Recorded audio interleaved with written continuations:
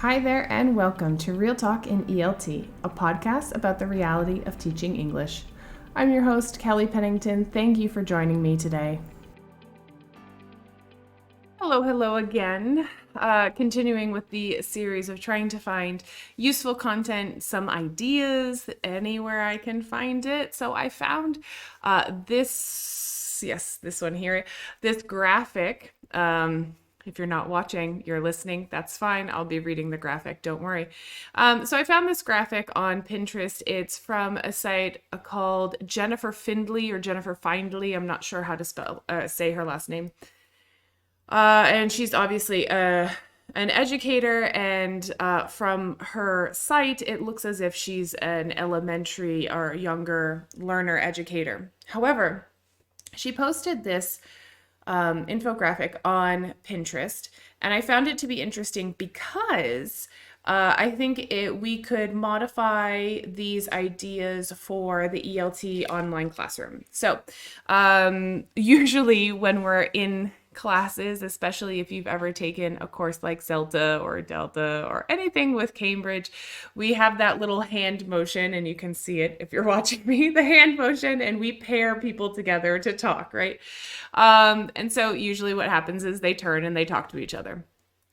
But what can we do virtually that would be a good alternative to that? Because we always are headed into, breakout rooms. We're always doing this and that kind of takes a lot of time sometimes. So here are a couple alternatives that I thought were kind of interesting, and maybe you can adapt them depending on who your learners are. Let's see. So the first one, as an alternative to the turn and talk, would be to pause and ponder. I like her words too. I think she does a good job with this. So good job, Jennifer. Pause during reading and have students write down questions or thoughts about the text in their reading journal or on a piece of paper. What I think would be interesting about this is giving them a time limit, not saying that they have to read so much, just giving them a time limit. Let's say 2 or 3 minutes, and they have to read for 2 or 3 minutes, and it doesn't matter how far they get, but they are going to pause, ponder, and write down some thoughts or questions about what they have read. This would be good because especially if you have fast readers and you need to differentiate, it doesn't matter that someone got further along and you're not the faster students aren't going to have to wait. So maybe the questions that some of the students have, the other students have already discovered if they've gone further along. So I think it would be nice.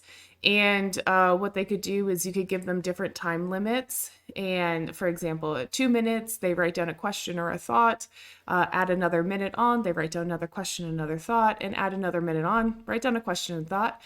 And then they go to breakout rooms, and then they discuss those questions and thoughts together and see if they had the same questions, if they had similar thoughts, if they focused on the same ideas or topics in the reading, or if they were focused on different things. So I think that would be a nice comparison in a chat, as opposed to everybody reads the whole thing and then does, the questions at the end. So an alternative, something interesting.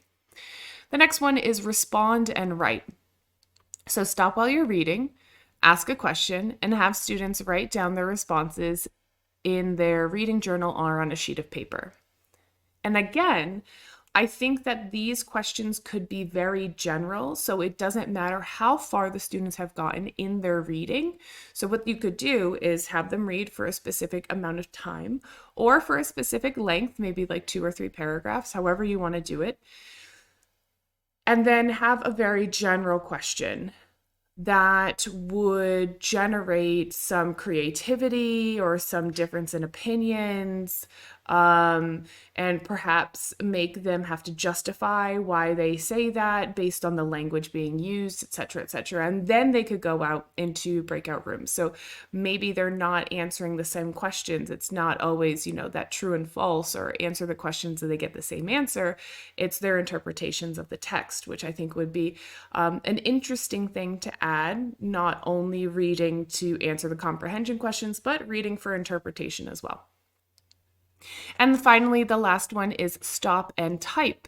And this one, it says, stop while you're reading and have your students type their thoughts, questions, or responses in the digital platform of your choice. So if you're teaching online, we could have them throw that directly into the chat box. If you're familiar with Padlet, you could put it right onto a Padlet. If you're familiar with Jamboard, they could start putting Post-it notes on a Jamboard. And then you could do a variation of the pause and ponder, the respond and write. You could do a variation of those ideas previously. And they would be generating ideas throughout the throughout the reading period. So I think that would be interesting, and not necessarily comprehension questions, but things that are based on interpretation, things that are looking at what type of language is being used and how their perspective of that language changes, maybe their opinions of characters or companies or whatever the text is about. So I think that these things would generate a lot of talking and a lot of discussion in your classes, and it would give you a little bit of a break from the basic comprehension questions, which of course you could do before or after, depending on how you structure your lesson. So here's a couple things that, again, I got from Jennifer Findley. I'm so sorry, I don't know how to pronounce your name. Virtual alternatives to turn and talk. So a couple things that you can do with your reading lessons. I hope this was helpful, maybe gave you some ideas, maybe we can be a little bit more creative in that reading part, the reading stages of our lessons, and hopefully I will be back soon with some more tips or ideas, alternatives for you, and of course more guests are on the way for this semester. So stay tuned and I will see you later. Ready to join the conversation? Head on over to Instagram at Real Talk and ELT Pod or at Kelly Pennington ELT and send me a message. That's it for me. Take care of yourself, your health, your vibe, and your tribe. Until next time.